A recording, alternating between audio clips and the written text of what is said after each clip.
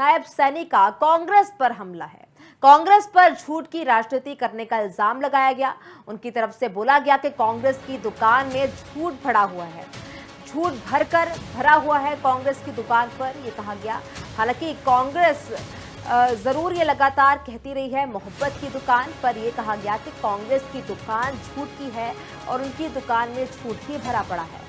हम उतारेंगे कांग्रेस का नकाब, ये नायब सैनी ने कहा। अब अंतिम सांसें कांग्रेस ले रही है। आने वाले चुनाव में समाप्त ये कांग्रेस हो जाएगी। नेता प्रतिपक्ष भूपेंद्र हुड्डा को इस दौरान चुनौती दी गई और कहा गया कि 10 वर्षों के कार्यकाल का हिसाब हुड्डा देंगे। कांग्रेस बताए कि युवाओं को कितनी नौकरियां दी है, 10 साल पर श्वेत पत्र जारी करे प्रदेश कांग्रेस, ये भी मांग की गई।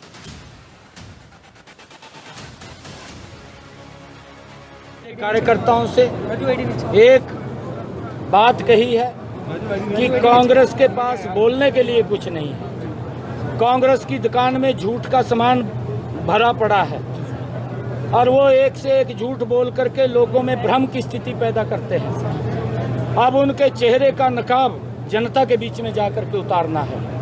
आगे ये झूठ ना बोल सकें। ये कभी बोलते हैं कि आप हमें वोट दो, घर घर जा कर के उनके फार्म भरते हैं कि 8,500 रुपया हर महीने आएगा। कभी तो ये झूठ बोल करके वोट लेते हैं, कभी बोलते हैं कि संविधान खतरे में हो जाएगा, नरेंद्र मोदी जी प्रधानमंत्री बनेंगे। मैं उनको कहना चाहता हूं कि आपने जितना झूठ फैलाना था वो फैला लिया। अब ये अंतिम समय के अंदर कांग्रेस सांस ले रही है और जब ये अगला 2029 का, ये 2024 का जो विधानसभा का चुनाव है, इसके अंदर कांग्रेस समाप्त हो जाएगी। कोई इसका नाम लेने वाला नहीं रहेगा। तो ये बताए श्वेत पत्र जारी करके हरियाणा के कितने युवाओं को उन्होंने रोजगार दिया है। 10 साल सरकार में रहे हैं, किस आधार के ऊपर दिया है? कोर्ट ने उनको किस प्रकार की दिक्कतें युवाओं को आई? जो 5 साल नौकरी में रह गया उसको बाहर कर दिया और क्या भ्रष्टाचार के ऊपर नौकरियां दी। ये हरियाणा का एक एक युवा जो नौकरी लगा है वो बोलता है, परंतु हमारी सरकार ने कांग्रेस से ज्यादा रोजगार दिया है। अभी और भी देने का काम करेंगे 9.5 वर्ष।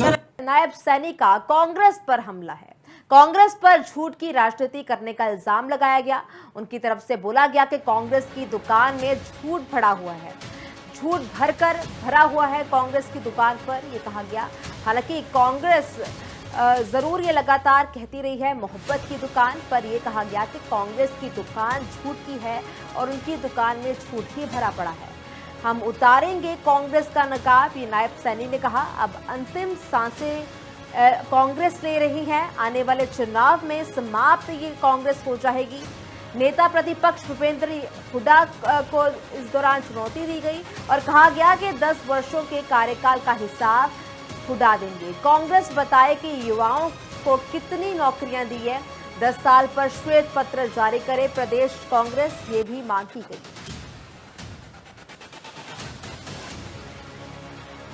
कार्यकर्ताओं से एक बात कही है कि कांग्रेस के पास बोलने के लिए कुछ नहीं है। कांग्रेस की दुकान में झूठ का सामान भरा पड़ा है और वो एक से एक झूठ बोल करके लोगों में भ्रम की स्थिति पैदा करते हैं। अब उनके चेहरे का नकाब जनता के बीच में जाकर के उतारना है।